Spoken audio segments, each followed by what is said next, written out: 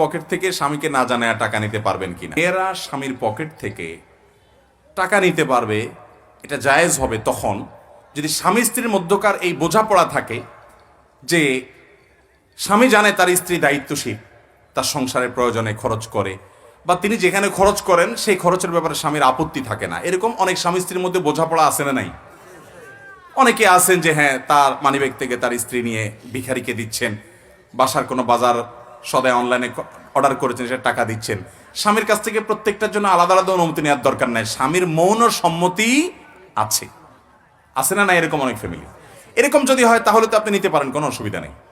আর যদি ব্যাপারটা এরকম হয় যে আপনি স্বামী ঘুমানোর পর ওই হুজুরের কাছ থেকে মাসালা জিজ্ঞাসা করে তারপর চুপে চুপে আস্তে করে মানিব্যাগটা বের করে আপনি সেখান থেকে টাকা পরে সরায় আবার জায়গা মতো রেখে দিচ্ছেন, ভদ্রলোক যাতে টেন না পায়, প্রক্রিয়া যদি এটা হয় তাহলে সেটা না যায়।